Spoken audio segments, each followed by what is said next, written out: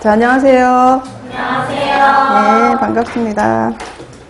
자, 이제 우리 오늘부터 영양교육이라는 과목을 이제 시작하게 됐습니다. 마음을 새롭게 다지고 하는데, 이제 영양교육이라는 과목은 이제 미리 우리가 알아야 될 사항들이 좀 몇 개가 있어요. 뭐냐면, 다른 과목들은 답이 딱딱 나와. 누가 해도 답이 나와. 예를 들어서 강아지가 한국 사람 말을 배워서 말을 해도 돼. 다 맞는 말이야. 그대로만 하면. 근데 이 영양교육은 심리 문제를 건드리는 거기 때문에 우리가 생각을 자연과학처럼 해가지고는 이해를 잘 못해요. 이건 약간 인문계 쪽이기 때문에 답이 생각에 따라서는 이 답이 될 수도 있고 이 답이 될 수도 있는, 사실은 우리가 생각할 적에는 정말 아주 나쁘게 얘기하면 아주 안 좋은 문제, 더러운 문제 뭐 이렇게 할 거죠. 딱 떨어져 줘야지 내가 왜 틀렸는지도 확실하고 왜 맞아졌는지도 확실한데, 그게 아니고 상황이 아주 애매한 건 절대 문제는 안 나오겠죠. 이 분란의 소지가 있으면. 그런데 공부를 하다 보면 이게 나는 아닌 것 같아 라고 하는데, 그게 절대 아니에요 라고 제가 반박할 수 없을 만큼 이건 약간 인문계열 쪽인 거라서 우리가 이 머릿속 모두를 살짝 바꿔야 돼요. 자연계 쪽이 아니라 인문계 쪽으로 살짝 바꿔서 이해를 해야 되고, 또 이 문제는 풀 때 교과서를 떠올리기보다는 이 문제를 내는 선생님의 마음이 어떤 마음에서 냈을까? 어떤 답을 원하는 마음으로 이 문제를 냈을까? 그 마음을 내가 잘 읽게 해주세요. 이런 기도를 하면서 읽어야지 되는 문제가 간혹 있습니다. 그래서 약간 정답에 있어서 서로 다른 답들에 대한 논쟁이 있는 것들이 간혹 있기는 해요. 그래서 약간 생각하는 것이 또 하기에 따라서는 조금, 왜냐하면 우리가 사람이니까 재미가 있다는 과목이 될 수도 있어요. 시험을 치지 않으면 상당히 재미있는 과목일 수가 있는데, 이제 시험을 앞두고 있는 우리한테는 왜 딱 떨어지지 않을까 뭐 이런 고민들이 좀 있을 수 있습니다. 그래서 그런 것만 좀 주의를 하셔서 다른 공부들을 할 때와는 조금 이렇게 멀리서 보려고 애를 쓰는 그런 과목으로 정리를 하시면 좋겠고, 일단 이 영양교육에 대한 기출문제 분석을 한번, 뭐 분석이라기보다는 어떤 문제들이 출제가 됐는지에 대한 거를 제가 다시 한번 이제 정리를 한번 쭉 해본 겁니다. 그래서 같이 볼 텐데, 이 왼쪽 편에 나와 있는 것은 단원이에요. 단원 제목들 이걸 모아놓은 건데, 오늘부터 우리가 배울 것들이 다 저기에 관련된 저 순서대로 아마 배울 거예요. 개념을 배우고, 교육 이론, 그러니까 교육이라는 것에 대한 이론 파트, 과정, 교수 설계, 교육 방법, 매체, 상담이라는 건 또 뭘까? 그리고 우리나라의 영양 정책은 뭐가 있을까? 이런 순서대로 하는데, 이렇게 분리를 했을 때 문제들이 어떻게 나왔는지, 2008년부터 2013년까지는 객관식이 나왔었던 때예요. 그래서 문항수가 많을 때야. 많고, 여기에는 예를 들어서 영양교육의 방법에 2010년, 확실한 건 모르는데 여기 영양교육 방법 하나 이렇게 적혀 있지만 사실은 두 문제가 나온 적도 있었어요. 약간 다르게. 그래서 문항수가 많아서 이렇게 되어져 있는데, 우리는 이제 다 각 단원별로 안 나온 파트는 하나도 없는 거예요. 그죠? 다 골고루 나와요. 그런데 좀 이렇게 집중적으로 객관식 문제들이 나왔던 연도를 보면은 어디가 좀 많이 나와 있는 것 같아요.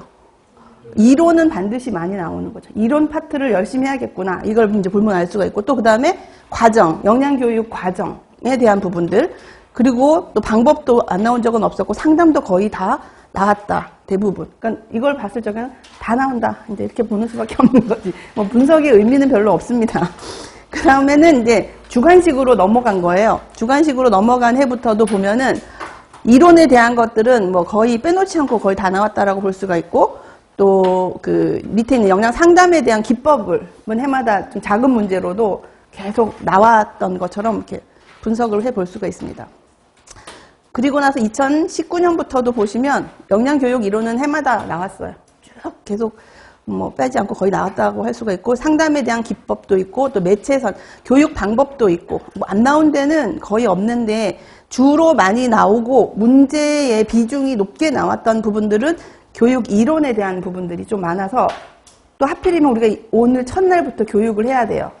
교육을 할 때도 구분을 해야 되는데, 여러분들이 우리가 이제 앞으로 12주 동안 이거를 계속 하는데 자꾸 하다 보면 이해가 되는데, 오늘 들었을 적에는 이거 같고 이거 같고 막 이럴 수가 있어. 근데 고민을 하지 마세요. 제 수업의 특징이 뭡니까? 반복. 500번씩 반복하는 게 거기 때문에 문제를 또 풀다 보면 스며들듯이 알게 되는 게 있기 때문에, 지금은 지금 1시부터 시작해서 5시까지 이해되기만 하면 돼. 내일 이해 안 돼도 또 문제를 풀어보고 또 문제풀이라는 걸 또 해보고 내가 혼자 자습도 해보면서 이렇게 스며들듯이 알아져야 되는 것이 이론이지 내가 오늘 공부를 확 했을지 확 알아지는 게 절대 아닙니다. 그러니까 이거는 장기간에 걸쳐서 내가 이거를 이제 쓱 받아들여야겠다 이런 각오를 가지고 해야 되고 했어. 하다가 한 5단원쯤 갔어. 이론이 중요하다던데 이론에 와. 또 몰라. 반복입니다. 계속 그렇게 돼요. 그렇게 되니까 그게 아주 루틴하다. 나만 그런 거 아니야. 모두 다 그렇기 때문에 너무 고민 안 하셔도 되고 그럴 때마다 다시 떠올리게 해줄 수 있는 방법을 제가 그냥 팍 이렇게 당근 거 채찍을 막 날릴 테니까 받으시면 돼요. 자, 이런 식으로 되어져 있구나. 그래서 여기서 보면 또 위에 영양교육 이론도 조금 비중 있게 많이 나오는 걸 보면은 위쪽에 보면은 이제 그 이론들에 대한 그 하나하나의 개념들인데 2019년부터는 그 계획적 행동이 좀 보편화돼서 좀 많이 나왔어요. 행동적. 그런데 그 전에는 요때는 행동 변화 단계 모델이 아주 집중적으로 나왔어요. 객관식 때는. 왜냐하면 이게 문제 내기가 쉽거든.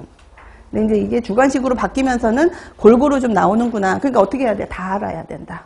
결론은. 그래서 지금 이제 추이표는 이제 보고 찢어도 돼. 아무 의미가 없어. 어디서 뭐 나왔는지는 우리가 뭐를 조금 덜 공부해야 되나 어디가 더 집중이나 이건데 그럴 수 있는 과정이 없다. 우리는 다 열심히 해야 된다. 그리고 이제 특히 어려운 분야가 이론 부분이랑 영양 상담 부분이에요. 거기에 들어가면 이론이 조금 어려울 수 있는데 그때는 또 천천히 같이 논의하면서 나가면 되니까 이제 지금은 우리가 교육을 이렇게 대해야 되겠구나. 내가 대할 적에 너무 성급하게 다가가면 오히려 혼돈이 엄청 와요. 천천히 가야 되겠다라는 거 꼭 기억하시면 좋겠고 자, 우리 교재가 아까 했던 그 제목처럼 1단원부터 10단원까지 있는데 1하고 1단원은 2장인가 밖에 안 돼. 그런데 이제 제목을 붙였고 그 다음에 이제 각각 단원에 대한 특성을 간단하게 설명을 드리면 영양교육의 개론은 영양교육이란 뭐냐 그걸 할 거예요. 두 번째는 영양교육을 우리가 할 텐데 이 영양교육을 위한 수많은 이론들이 있어요. 그것들이 어떤 종류가 있고 그 종류들의 특징은 뭘까에 대한 것들 볼 거고 그 다음에 영양교육을 할 때는 어떤 과정을 거칠까 뭐 간단히 얘기하면 계획을 세우고 실행을 하고 평가를 한다 뭐 이런 과정이 있죠. 그걸 좀 디테일하게 그 다음에 교수 설계는 1시간 동안에 어떤 과정을 거쳐서 그 교육자들에게 가르칠 것인가 우리가 잘 아는 전개 과정이 있고 그죠. 그 다음에 전개가 아니고 처음 시작할 때 도입 전개, 뭐 정말 종결 이렇게 해서 그런 순서대로 해서 뭐 시간 안배는 어떻게 하면 좋겠다 그런 교육의 1시간 단일 수업에 대한 걸 어떻게 꾸미면 좋은지에 대한 것들의 교수 설계이고 영양교육 방법은 사람들을 뭐 소규모로 해서 토론하면서 할 거냐 지금 우리 강의처럼 강사가 나와서 수백 명까지 있는 사람한테 계속 내가 말만 계속 할 거냐 이런 다양한 방법들 또 한 열 몇 명이 앉아서 계속해서 얘기를 토론을 하면서 진행을 할 거냐 뭐 그런 것들이 굉장히 종류가 많아요. 그런 종류들에 대한 걸 볼 거고 매체와 미디어는 이런 교육을 하는 과정에서 갖다가 쓰면 좋은 도구들 그죠? 예를 들어서 뭐 파워포인트도 하나의 도구예요. 파워포인트를 쓴다 이렇게 하는 것처럼 그 다음에 어린이들 같은 경우는 뭐 손가락 인형 같은 것도 쓸 수 있죠. 그런 종류들이 뭐가 있나를 보는 거고 영양 상담은 1대1 영양 교육을 우리가 상담이라고 말할 거예요. 1대 다수는 그냥 영양 교육이라고 할 거고 그러니까 상담은 또 뭐가 있을까? 상담을 할 때는 그냥 대중과 함께 했던 교육과 1대1은 뭐가 차이가 있을까? 뭐에 집중을 해야 될까? 그럴 때 우리가 이제 기억나는 거는 뭐 너무 뒤로 제껴서는 안 된다. 그지 그런 거 좀 가까이 오고 눈을 마주쳐야 된다. 그리고 상대방이 뭐 눈을 회피할 적에는 이런 생각을 하고 있으니까 우리가 이렇게 조심하자. 이런 디테일한 거 그런 것도 우리가 기출에 한번 있었었기 때문에 이제 볼 필요가 있어요. 그 다음에는 대상별 영양교육은 유아들은 교육은 어떤 식으로 되는지 아주 개요만 합니다. 유아, 청소년, 성인기, 노인기 이렇게 어떤 특징이 있는지. 그 다음에 나오는 것이 우리나라가 이렇게 영양에 대해서 요즘 굉장히 붐이죠. 붐인데 그런 것들 때문에 생겨난 정책이 최근에 뭐가 있었나. 그리고 대국민을 위한 영양교육을 한다는데 어떤 종류가 있는지 그런 것들. 그리고 이제 그런 것들을 관할하는 주관 부처들이 어떤 부처가 있냐. 우리가 제일 잘 아는 부처 여러분들 뭐 있어요? 우리하고 관련 있는. 보건복지부, 뭐 식약처 이런 데 있잖아요. 그런 부처가 우리한테 뭘 요구하나. 우리가 그 사람들이 준 자료에 무엇을 활용할 수 있는지. 뭐 그런 것들이 되어져 있습니다. 세분화되어져서 이제 말이 나와서 그렇지 사실은 한 3개는 뭉쳐서 한 단원으로 해도 되는 건데 이제 구분을 해서 우리가 정리를 한번 해봤고 그래서 이제 오늘은 첫 번째 영양교육의 개론부터 해서 교재 5쪽부터 우리가 이제 나가려고 합니다. 5쪽. 그래서 이제 개론은 구성이 영양교육과 상담의 차이를 간단히 알아볼 거고, 영양교육의 목표와 목적인데, 여러분들 목표하고 목적을 구분할 수 있어야 되는데, 목표는 뭐고 목적은 뭘까? 목표는 세부적인 목표예요. 목적은 궁극적인 목적이야. 예를 들어서 간단히 얘기하면 내가 엄청 절약을 해. 아침에 버스를 타야 되는데 걸어와. 스타벅스에서 커피를 마셔야 되는데 그냥 자판기 걸 먹어. 이거는 내가 해내면 내 목표 달성했다 이렇게 하죠. 너 스타벅스 안 가기로 했는데 이거 달성. 걸었으니까 운동도 되고 돈도 절약. 이렇게 밥도 사 먹지 않고 내가 도시락을 싸갔어. 이렇게 하면서 이 사람이 지금 뭘 하려는 것 같아요? 절약을 하려는 것 같잖아요. 이거는 각각의 목표야. 이 목표가 다 달성이 돼서 이 사람이 원하는 건 집을 살려고 그래. 그러니까 집을 사는 건 목적이고, 그걸 위한 각계각층에서 노력하는 소단위의 것을 우리가 목표로 잡는 거예요. 그래서 목표를 하다 보면 목적은 달성하게 돼 있어요. 목표를 하나씩 하다 보면. 그래서 우리가 목표와 목적에 대한 구분을 한번 해야 되고, 그 다음에 영양교육의 필요성은 그냥 일반적인 필요성이 아니라 요즘에 왜 영양교육의 필요성이 증가됐느냐, 도대체 사회가 뭐가 바뀌었기 때문에 증가됐는지에 대한 부분들, 그 다음에 영양교육을 하긴 하는데 어렵다는 얘기를 하죠. 영양교육은 어렵다. 왜 어려운지 이런 정도인데 아주 간단하게 할 거라서 금방 지나갈 겁니다. 교재 5쪽을 볼 거고, 5쪽에 영양교육 보겠습니다. 일단 여기서 큰 소제목을 보면 영양교육이랑 상담으로 이렇게 나눠져 있어요. 5페이지에, 그죠? 위쪽은 교육이고 아래쪽은 상담을 요약한 건데, 자, 영양교육을 한번 제가 읽습니다. 영양교육은 개인이나 집단, 이제 영양교육은 개인이 이 영양교육 받는 거랑 집단이 영양교육 받는 걸 모두 다 얘기해 주는 거예요. 한꺼번에 다 교육이라고 해요. 바람직한 식생활을 실천하는 데 필요한 지식. 그래서 앞에가 K죠. 난리지. 지식을 이해하고 학습, 지식을 실생활에 실천하려는 태도, 애티튜드. 태도라는 말이 어려우면 마음이라고 생각하면 돼요. 내가 이제 바꿔야지라고 마음가짐을 바꾸는 것을 변용해서 스스로 비헤이비어, 이제 드디어 행동에 나서는 K, A, B의 순서에 의해서 우리가 주로 이제 교육을 진행한다. 그래서 제일 위에 있는 올바른 식생활을 위한 지식과 기술은 뭐다? 지식에 대한 얘기예요. 영양교육은 아주 옛날부터 영양교육은 알고 마음을 바꾸고 행동을 해라라는 순서인데, 첫 번째가 지식, 두 번째가 뭘까? 현재 식생활 개선에 대해서 흥미가 유발이 되고 개선에 대한 의욕이 생겼어. 마음이 생겼어. 이거는 태도라고 얘기를 하는 거예요. 태도. 그 다음에 이런 태도를 가지고 개선의 실천에 대해서 실천하기도 했지만 지속적으로 하고 싶고 이것을 습관화하는 것을 하고 싶은 것을 우리는 행동이라고 합니다. 그래서 이것을 KAB라고 이제 약자로 우리가 생각합니다. 지식, 태도, 행동이다. 바람직한 식생활 실천에 필요한 이 세 가지 요인들은 다양한 학습 경험을 제공하도록 이런 것들이 좋아질 수 있게끔 여러 가지를 제공해 주는 걸 우리가 영양교육이라고 얘기를 한다. 교육은 그런 것이고, 영양교육의 기본 개념, 영양교육과 관련된 환경의 변화, 방향, 이런 것들이 다 들어있는 것을 우리가 큰 틀에서 영양교육이라고 한다. 그래서 영양교육이랑 상담은 이 교육 안에 상담이 이렇게 들어가 있어요. 그러니까 교육에 대한 특성은 상담에 대한 특성이라고 해도 돼. 상담은 아까 어떤 교육이라고 그랬어요? 1대1 교육이고, 교육은 1대1과 1대 다수를 다 합쳐서 우리가 교육이라고 말할 거다라는 거죠. 그럼 이제 거기에 비해서 상담은 내담자라고 말을 했어. 내담자는 방문한 거예요. 나를 만나러. 그러니까 한 사람이 온 거예요. 그죠? 그래서 내담자가 영양 전문가와 함께 이 교육과 상담에서 가장 중요한 단어가 뭐냐면 스스로예요. 스스로. 여기도 스스로인데, 스스로 식생활의 문제를 파악해서 문제 해결 방법을 찾고 자기의 식생활의 변화를 일으켜서 건강한 삶을 누릴 수 있게 하는 일련의 과정이다. 그래서 여기서는 내가 열심히 가르친다, 교육한다, 이게 주가 아니라 내가 가르쳐서 어떻게 스스로 결정하고 행동할 수 있는 사람으로 만들어주는 것이 가장 중요하다라고 보는 거죠. 자, 그리고 이것은 이제 상담의 특징을 보면, 가르치는 사람이 주인공이 아니고 내담자가 주도적이면서 이 사람이 지속적으로 상담자와 상호작용을 통해서 진행이 되는 것이고, 상담자와 내담자 1인 혹은 다수라고 할 때는 뭐 청소년 상담 같은 경우는 한 3대1 이렇게 할 수도 있거든요. 한 5대1 그 정도 다수 정도가 서로 얼굴을 보고 진행하며 굉장히 역동적이다. 그러니까 여러분이 이렇게 저랑 이렇게 공부할 적에는 역동적이지 않잖아. 내가 하는 말을 적고 여기 있는 거 판수하고 좀 내가 오타 나면 틀렸는데요, 뭐 이 정도 그런 거 하는데, 지금 여기서 하는 상담은 한 테이블에 둘러 앉아서 같이 이야기를 하는 거예요.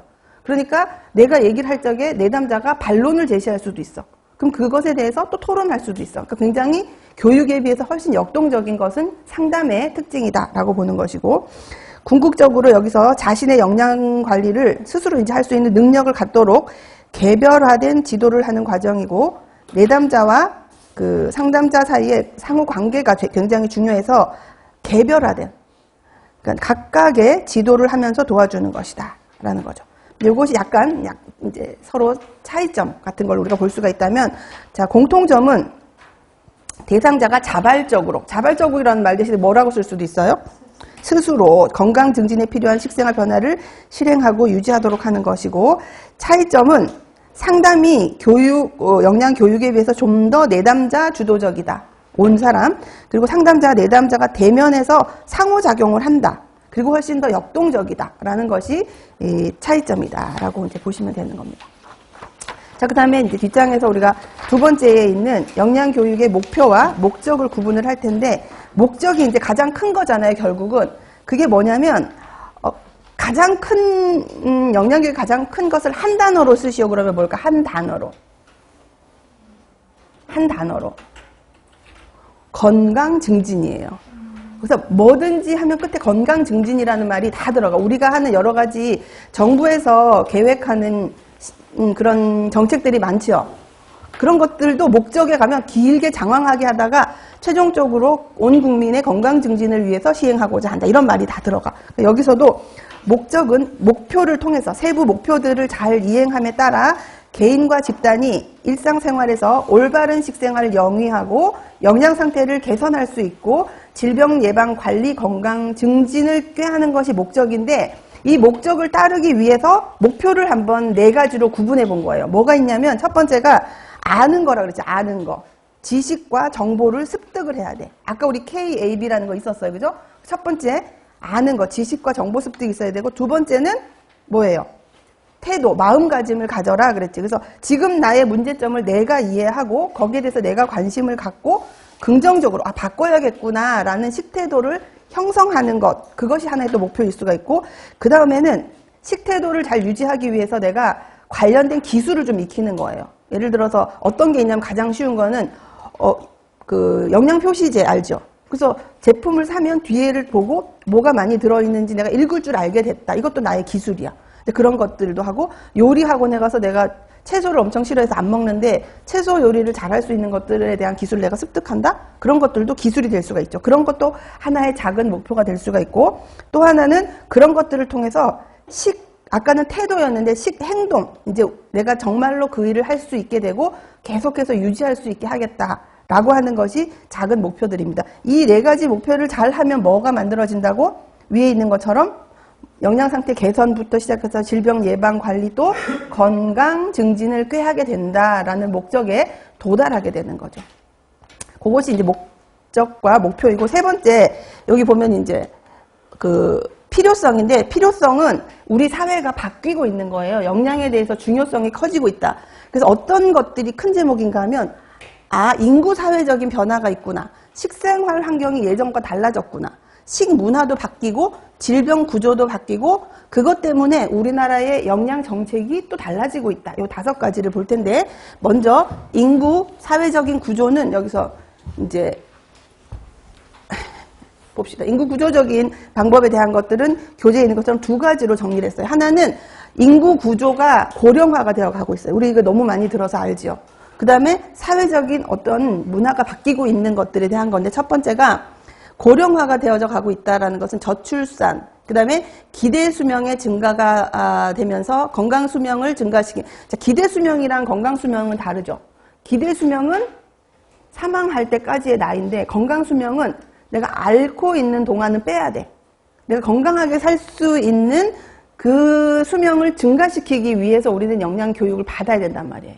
거기에 대한 얘기라서 기대 수명 중 질병이나 부상으로 고통받는 시간을 제외한 건강한 삶을 유지하는 기간을 우리가 건강 수명이라 할 텐데, 이 건강 수명을 증가시키기 위해서 우리는 고령화가 되고 있으니까 우리 어떤 사람들의 전 국민에 대한 영양 교육도 필요하지만 나이가 든 분들한테도 이걸 자꾸 교육을 해야 되죠. 아파서 오래 살면 힘드니까 건강하게 오래 살 수 있기 위해서는 이런 것들을 지키세요라는 영양 교육을 이제 연령대를 불문하고 우리가 계속 해야 되게 됐다. 그런 사회가 되었다라는 거고, 그다음에 두 번째 사회적인 변화는 일단 가구의 형태가 달라지고 있어요. 그래서 1인 가구가 증가를 하면서 전통적인 가구가 해체했다. 전통적인 것은 할머니, 아버지, 자식 이렇게 3대가 거의 예전엔 살았단 말이지. 그러면 할머니나 엄마가 밥을 해서 가족들의 밥을 해주면 이제 가는데, 지금은 그렇게 할 수가 없는 세대가 된 거예요.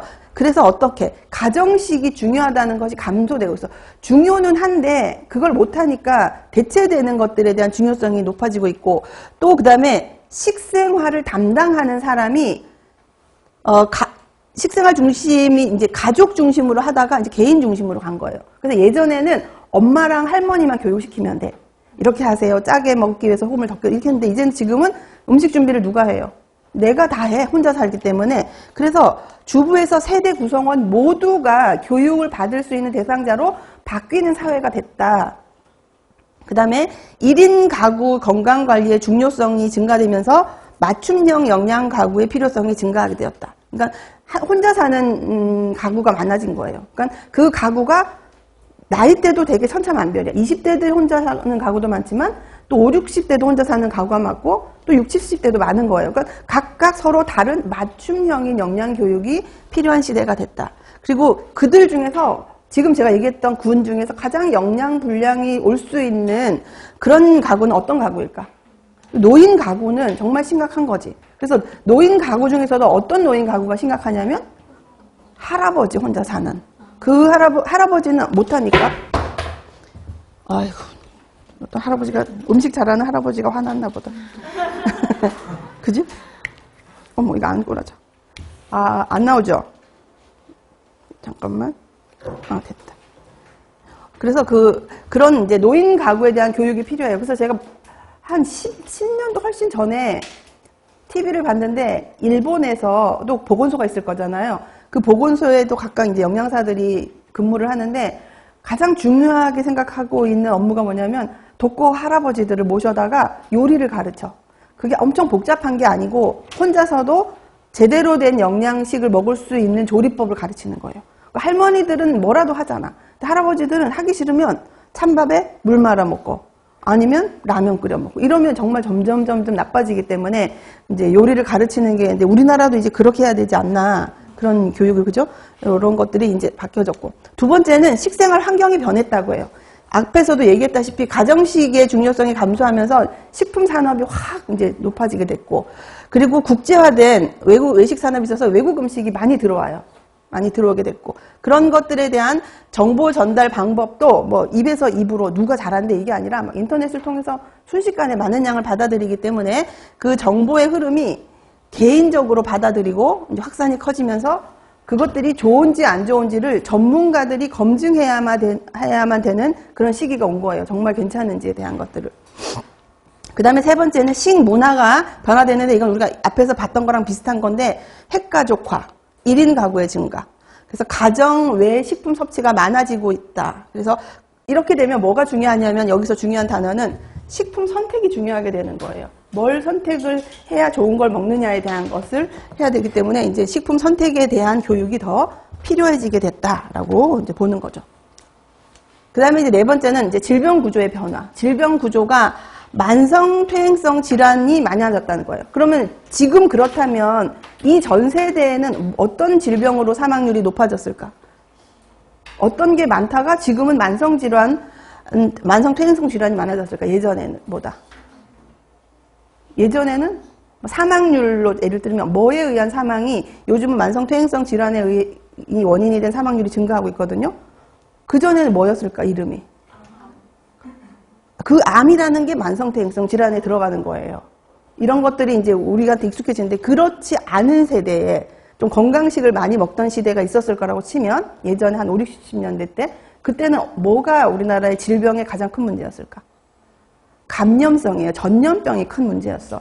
그 전염병이라고 하는 거는 우리가 먹는 걸로 극복이 안 되잖아. 돌아버리니까 이게 이렇게 도는 게 아니고 이게 확 돌아버리니까 균이 그런 것이 치명적이었는데 이제는 질병 자체가 만성 퇴행성 질환인데 여기 설명된 바와 같이 만성 퇴행성 질환은 식생활이랑 너무 가까운 병인 거예요. 식생활이 잘못되면 잘 생기는 병들이 많아지게 된 거지. 그래서 우리는 식생활의 개선을 통해서 저런 질병을 예방하거나 될 수 있으면 천천히 오게끔 할 수 있게끔 한다. 이렇게 해서 원하는 것은 국민들의 건강도 중요한데 의료비 절감에 대한 이제 문제가 있는 거죠. 그래서 우리가 조금 이제 우리나라가 왜 보험이 국가보험으로 돼서 굉장히 좋다고 그러잖아요. 세계에서도 제일 좋다고 얘기하고 하는데 이런 것들이 우리 입장에서는 좋다. 내가 일정 금액 내고 굉장히 많은 양의 그 의료 혜택을 받으니까 좋다. 근데 제가 3년 전인가 이제 연말 되면 연말정산이라는 걸 하잖아요. 했는데 내가 의료비가 0이 나온 적이 있었던 거야. 그러니까 병원을 안 간 거지. 아프면 그냥 뭐 먹고 그냥 눕고 그러니까 아주 아픈 적이 없었던 것 같아. 치과조차도 안 갔었는 거예요.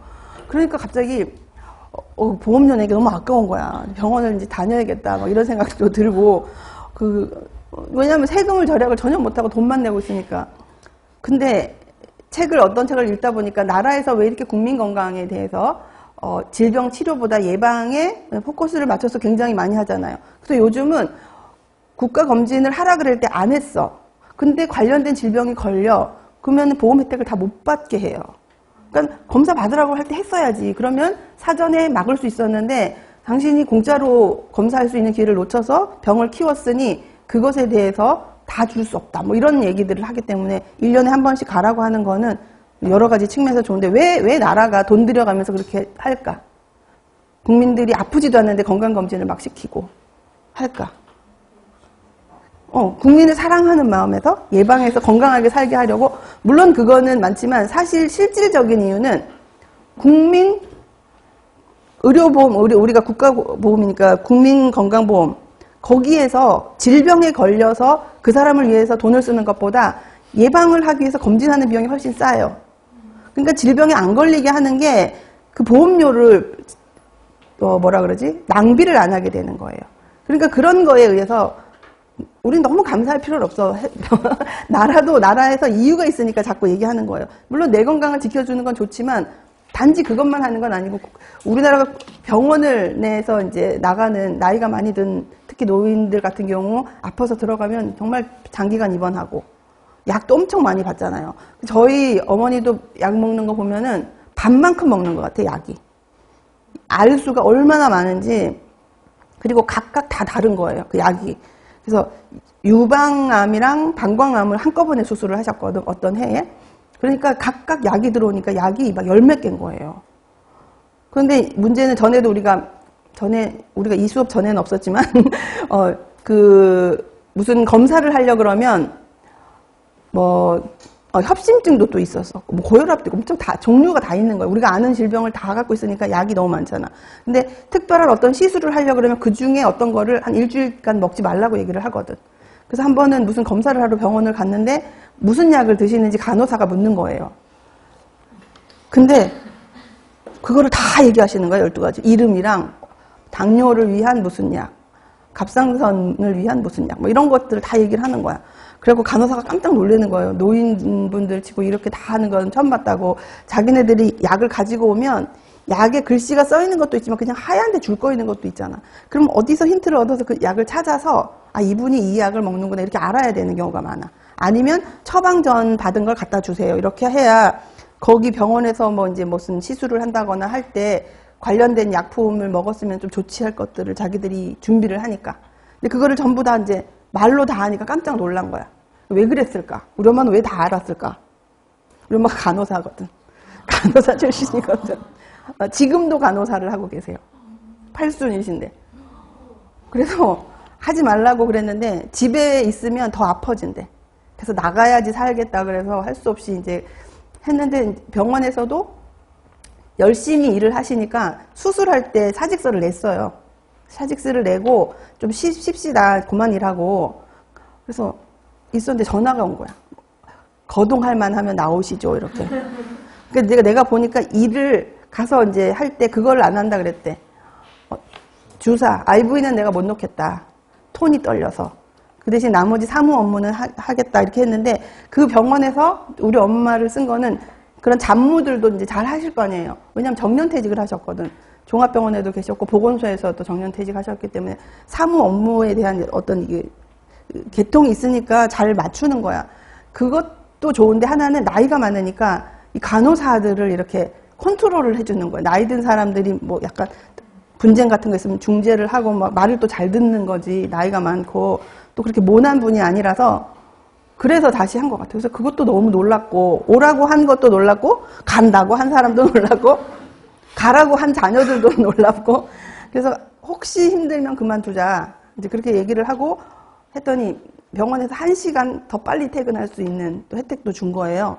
그래서 매일 출근이 아니고 뭐 이렇게 자기가 맡은 날만 하면 되고 한 달에 8번을 쉬는데 그걸 뭐 이렇게 나눠가서 하면서 그래서 지금은 열심히 잘 살고 계시는 거지. 그래서 이렇게 하면 딴 사람들은 이제 욕해 다른 친척들이 엄마 일 시킨다고. 근데 뭐 말을 들어야 말이지. 그러면서 하다 안 되면 내가 그만둘 테니까 이제 거기에 대해서는 말하지 말아 달라고. 가서 환자들을 보면서 이렇게 하는 게 훨씬 좋대. 살아있는 것 같고 이제 착 처지지 않고 그러면서 건강이 더 좋아지긴 했거든. 그래서 이제 계속 지켜는 보는 거예요.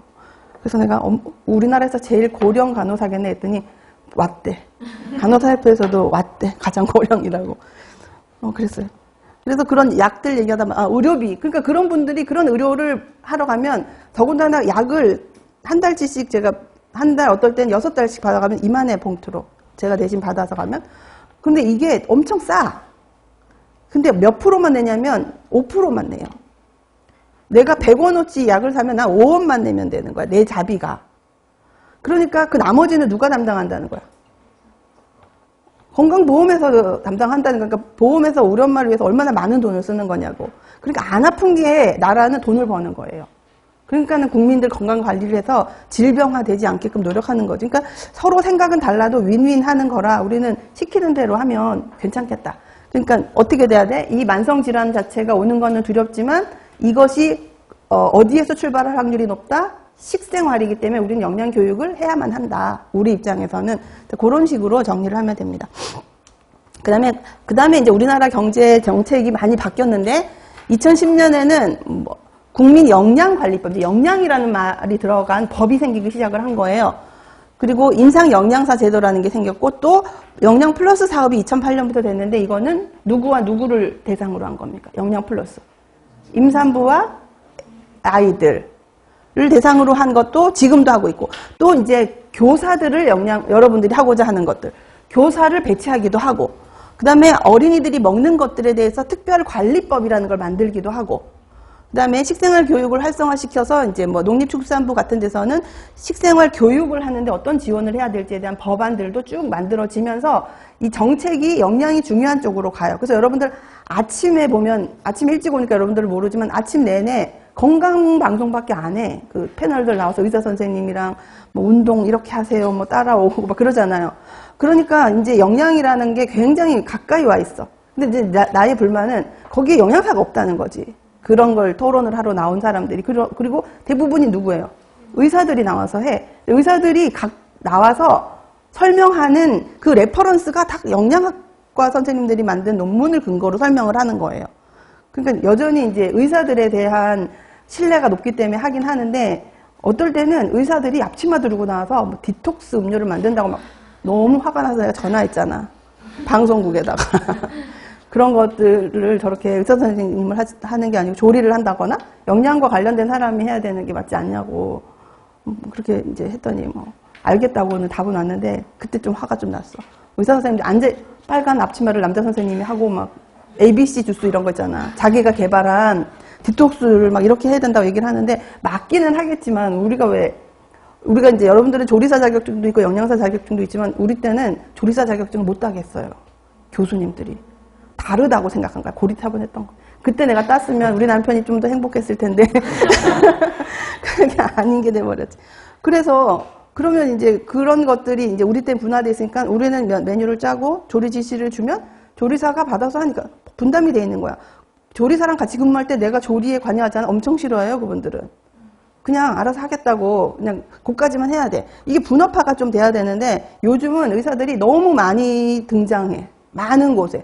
뭐 피부 관리할 때도 의사 등장하고 먹는 거는 여측 없이 하고.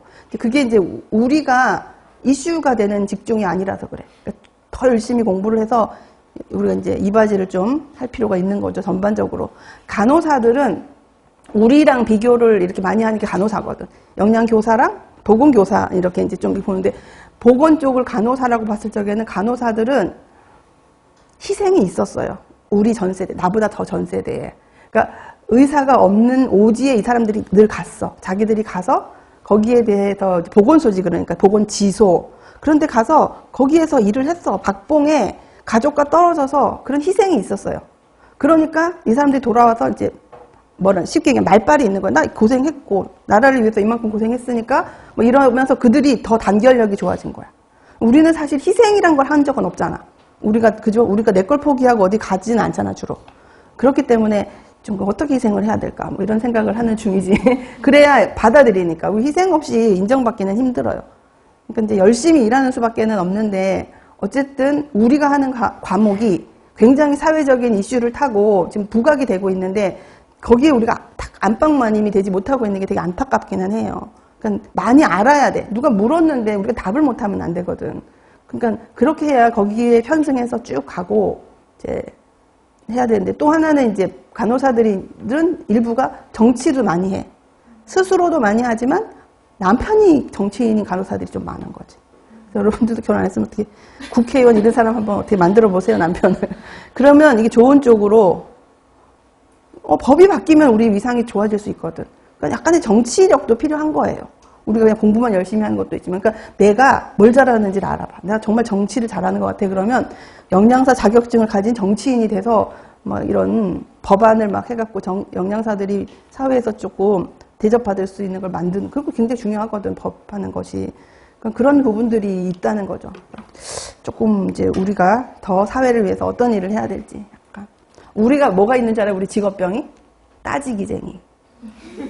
절대 내 거를 손에 못 보는 쟁이들. 근데 이게 나쁜 의미가 아니고 우리는 이게 없으면 일을 못 해요. 따지지 않으면 또 못됐다 소리 듣지 않으면 급식 사고 날 수 있어. 뭐 이것저것 조리원들도 뭐 좋게 갖고 오는 음식도 좋게 이래 갖고는 안 되거든. 그러니까 자꾸 따지는 게 이게 직업병인 거야. 그렇지 않아요? 조금 나쁘면 반품시켜야 되고 막 또 싸워야 돼요. 쌈딱대야 되고 이게 직업을 잘 하기 위해서 생겨나는 건데 외부에서 볼 때는 진짜 유난스럽네 막 이런 소리를 들을 수가 있는 거지. 그러니까 영양사나 영양교사가 됐을 때는 저 사람 너무 좋아 이 얘기보다는 엄청 까다로워 이게 사실은 좋은 얘기라고 볼 수가 있는 거예요. 자기 일을 꼼꼼히 잘한다는 의미이기 때문에. 그렇다고 모든 사람을 적으로 만들라는 건 아니고 업무에 있어서는 그렇다. 근데 이제 그런 와중에도 약간의 인간미가 섞이면 이제 좋지 않겠나 그런 생각을 해보죠. 그러니까 우리는 간호사나 의사들은 그 직업 배경 바닥에 희생이 있어. 봉사가 있고. 왜냐면 아픈 사람을 돌보는 거니까. 그죠? 깔린 게 그 사람들은. 그래서 그들의 직업이 좋은 이유 중에 하나는 돈 벌면서 남을 위해서 일을 하는 거야. 나를 위해서 하는 게. 우리는 이제 밥 해주는 것도 남을 위해서 하는 건데 그 사람들만큼 절실한 건 아니니까 조금 그들보다 약간 이제 평가절하되는 것도 있는데 그렇지 않다는 걸 여러분들이 보여줘야 됩니다. 어디 가서든지. 학교 가서도 막 이제 막 선생님들하고도 활발하게 교류하면서 영양에 관련된 기본적인 지식들을 막 전파를 하고 중요하다고 얘기를 하고 막 이러면서 가치를 스스로 높여야 돼요. 근데 우리는 혼자 있는 사무실에 근무하잖아, 주로. 그게 좀 안 좋은 것 같아. 사무실도 저기 교무실에다 넣어야 된다 생각해, 나는. 내 책상은 교무실에. 그래야지 이제 뭐 어떻게 뭔 사단이 나도 나는 거지. 골방에 있으면 자꾸 별도의 직책처럼 생각이 들어서 안 좋은 것 같아. 내 경험에 작년에 제가 열심히 학부모 일을 맡아서 영양선생님들이랑 일을 해봤더니 그런 문제가 있더라고. 그래서 선생님들과도 조금 동떨어져 있고 학생들과도 좀 동떨어져 있고 근데 매일매일 먹기는 해야 하고 다른 과목은 수업 안 듣는 날도 있잖아, 애들이. 근데 우리 매일 또 먹어야 돼. 근데 이게 별칙이 아니라 집에서도 먹는 걸 또 먹는 거야. 그러니까 엄청 특별하지 않으면 별로 칭찬도 못 받아. 그래서 저는 이제 여러분들한테 전에도 얘기했다시피 어떻게 하라고? 맷집을 키워라. 욕을 얻어먹을 수밖에 없다. 우리는 일단은. 그러니까 욕먹는 부분에 있어서 내가 당당하고 딱 맷집을 가지고 해야 되지, 자꾸 위축이 되면 큰일 나요. 알죠? 많은 일들이 있었다는 거. 그러니까 절대로 그러면 안 되고, 상황에 대해서 그렇게 하려면 항상 기록을 해야 돼. 상황, 내가 나중에 무슨 일이 있을 적에 이런 일로 대처했다는 걸 증거로 남겨야지 되는 거예요. 반품 같은 거 하죠? 사진 다 찍고, 자료 잡고, 납품 온 사람 사인 받고. 그렇게 해야 나중에 이제 문제가 안 될 수가 있어요. 그러니까 우리는 서류로 일하는 사람들이기 때문에 그런 것들을 꼼꼼히 잘할 필요가 있는 거죠. 이거 하는 동안에 많이 얘기해 줄게. 나도 해봤기 때문에 알거든. 아무튼 이런 식으로 우리가 이제 바뀌고 있다라는 것까지 했고, 그러면 이제 어렵다고 하는데 뭐가 어렵냐 보시면 이래. 역량 교육의 대상자가 너무 많아. 그래서 일률적으로 할 수 없고, 유치원 아이들은 유치원 아이들식으로, 할머니 할아버지는 그들의 언어로, 또 뭐 엄청 똑똑해 빠진 학생들한테는 또 그렇게 막 이렇게 해야 되기 때문에 굉장히 다양화돼 있어서 맞추기 힘들고, 또 하나는 그 효과가 당장 안 나타나. 역량 교육했는 것, 그죠? 그것이 장기적이고 너무 오래 걸리고 비가시적이다. 당장 눈에 띄지 않는다는 거예요. 이것이 역량 교육을 하는 사람이 동력을 얻기가 좀 힘든 거야. 오늘 이렇게 해서 내일 딱 좋아지면 얼마나 좋겠어요. 근데 그게 아니니까 힘이 좀 많이 드는 거. 그리고 예산과 인력이 많이 소요가 되고, 또 식품이라 함은 굉장히 보수적이어서 집에서 어머니들이 간장 하나 바꾸는 것도 힘들어해요. 그 메이크업 반드시 고수해요. 어떤 표 간장을 만약에 하고 있으면 그거 바꾸는 거 되게 싫어하거든. 그 맛에 대한 그 노하우는 아니지만 자기의 특성이 있기 때문에 너무 싫어요. 그래서 안 바꾸려고 해서 교육을 해도 실생활에 옮기기까지가 너무 힘든 거예요. 그게 좀 개선이 어렵다는 것. 그 다음에 개인의 차이에 의해서 교육 효과가 잘 안 나타나고, 또 하나는 식생활은 경제력이랑 연관돼 있어요. 아무리 좋은 걸 해도 내가 그것을 사 먹을 수 없을 만큼 힘든 경제력이라면 알지만 실행할 수 없다는 거지. 그런 문제도 있고, 또 행위가 조금이라도 잘못된 거를 했을 경우에는 그것이 가족을 통해서, 이웃을 통해서 굉장히 파급 효과가 커서 그 잘못된 정보의 전달력이 커지게 된다. 이것들이 뭐다? 역량 교육에 대한 우리가 느끼는 어려움이다라고 이제 볼 수가 있는 겁니다. 자, 그 다음에 이제 이론에 들어갑니다. 자, 이론은 우리가 이렇게 많이 배울 거예요. 제목만 한번 보세요. 건강 신념 모델, 뭐 합리적 행동 이론과 계획적 행동 이론, 그다음에 행동 변화 단계 모델이라고 하는 범이론적 모델, 사회 인지론, 그다음에 프레세데 프로시드라는 모델. 이름만 들어도 막 화나죠. 뭔가 이러고. 그다음에 개혁 확산, 사회적 지지, 사회 마케팅 이렇게 있는데, 요런 것들은 5번까지는 꼼꼼히 볼 거예요. 자료까지 첨해서 꼼꼼히 볼 건데, 6, 7, 8은 같이 이제 개괄적인 걸로, 왜냐하면 시험 문제 많이 나오지 않았었기 때문에. 그래서 요런 것들의 특징을 우리가 교재에서 요렇게 설명하고 있어요. 이것들의 이름이 거의 다 들어가 있는데, 이게 무슨 얘기냐 하면, 이제 우리가 이제 역량 교육을 하는 그 틀 속에 다 들어와 있어. 이제 역량 교육을 할 건데 어떤 교육을 할 거냐라고 했을 적에 아주 초기에는 어떤 생각을 했냐면, 이 사람들이 좋은 역량과 관련된 행동을 하지 않는 이유는 몰라서야 이렇게 된 거예요. 그러면 어떻게 해야 돼? 가르쳐주면 할 거야 이렇게 된 거죠. 그런 것들, 그러니까 이 사람들 각 개개인의 마음을 움직일 수만 있으면, 움직여지면 행동할 거야 라는 개인 안에서의 변화를 시작으로 했어요. 근데 개인의 마음이 변했다고 해서 행동이 변하지 않는다는 거예요. 그래서 옆에 사람이 좀 도와주는 힘, 지지도 좀 해주고, 그죠? 그런 것들, 그 다음에 환경도 좀 도와주고, 그러면 훨씬 잘 행동이 변하더라. 그러니까 사람이 마음만 바뀐다고 되는 건 아닌 것 같아 하면서 자꾸 발전해 나가는 거예요. 그게 개인 간의 상호작용을 이용한 이론이 요런 것들이 있고, 그 다음에 나머지는 각자 개인에 대한 게 아니고 우리 지역 사회에 어떤 좋은 영향력이 있는 정보가 왔어. 그것들이 사람들의 생활 속으로 어떻게 쏙쏙 스며드는지에 대한 방법들을 여기서 설명해주고 있는 겁니다. 그러니까 집단 속으로 어떻게 이 역량 교육에 해당되는 이론들이 잘 들어가는지에 대한 것들을 다 있는데, 여기 있는 거 요거 설득 이론 하나 빼고는 거의 다 하게 될 겁니다. 그래서 요것을 구분하는 것은, 개인에 대한 변화를 요구하는 것은 저 세 가지다. 그 다음에 개인과 타인, 내 주변 사람들의 도움도 필요하다라는 것까지 들어간 개념은 여기 가운데 있는 뭐 사회인지론이라든지 네트워크, 사회적 지지가 있다. 그 다음에 지역사회에서 어떤 정보가 들어가는 과정에서는 이런 이제 대표적인 이론이 이런 것이 있다라는 걸로 우리가 이제 구분을 해서 할 겁니다. 그래서 이제 건강 신념 모델부터 보도록 하겠습니다. 9쪽으로 넘어가서요. 8쪽으로 한번 보고 9쪽 봐야겠네. 맞아. 자, 그러면 이제 영양 교육의 이론이라고 하는 것은 뭐냐? 이론은 어떤 행동을 설명하고 예측하는 거예요. 교육에서의 이론은.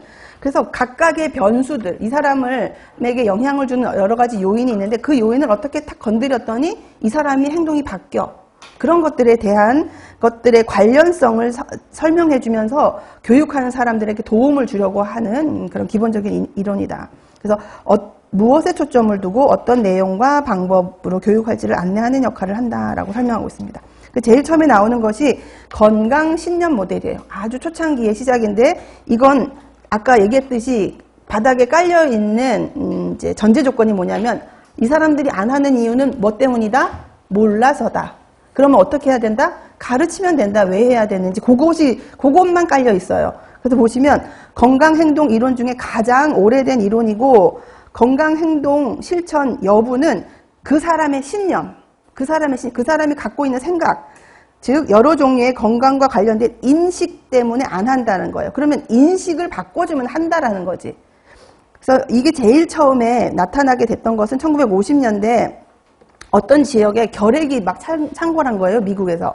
그래서 사람들한테 당신이 지금 결핵의 위험성이 있는지 걸렸는지를 알기 위해서 저기 마을 근처에 큰 차가 와 있다. 거기 가서 검진을 좀 해봐라. 지금 이제 결핵이 많이 창궐하고 있으니 검사를 해야 된다라고 얘기를 했더니 사람들이 안 오는 거야. 지금 정부는 난리가 났는데 이게 결핵에 걸리면 그때 낫지도 않는데. 그래서 왜 안 올까를 고민을 했더니 이 사람들이 결핵이 얼마나 위험한지를 몰랐고 이 검사를 한다고 해서 자기가 나을 거라고 생각을 못하고 그러니까 무지에 의해서 안 온다는 걸 안 거예요. 그러니까 이 사람들이 알려주자. 그게 바로 건강신념 모델의 시작점이었던 거죠. 그래서 여기 보면 결핵 스크리닝을 위해서 이제 시작이 됐는데 이것들을 이 사람들이 하자고 했을 적에 왜 안 하는지에 대한 것들, 결핵이나 콜레스테롤, 암 검사들을 하라고 하는데 왜 안 하는가? 그것의 위험성을 모르기 때문이다라고 이제 판단을 한 거죠. 그리고 약물 처방에 대한 수능도, 식사 처방에 대한 수능도, 약물을 하루에 3번씩 꼭 먹으세요. 이렇게 얘기를 했는데 안 먹어. 왜 안 먹는가 봤더니 이게 나을까? 뭐 이런 생각을 한다는 거지. 운동을 하라 그러는데 안 해. 근데 그것이 정말 내 건강을 좋게 한다고 그 사람이 믿고 거기에 대해서 자기가 인식이 돼 있다면 할 텐데 안 하는 거는 몰라서라고 한 거예요. 근데 사실은 우리는 지금 이만큼 세월이 지나서 그것 때문만이 아니라는 건 알지만 건강신념 모델이 나올 땐 그랬다는 거지. 그래서 지금도 이런 부분들만 검사할 땐 이걸 쓰기도 해요.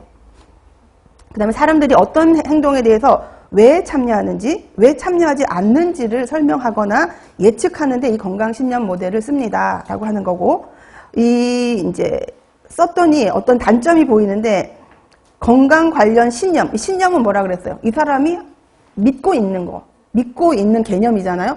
그것으로만 설명을 계속 한 거야. 몰라서 그래, 몰라서 그래. 근데 알고 봤더니 그 행동을 할 수 없는 다른 요인이 있다는 것을 제한시켜버린 거예요. 그것도 매우 굉장히 중요한데 건강신념 모델에서는 신념만 중요하다라고 설명하고 있는 그런 이론이었다라는 거죠.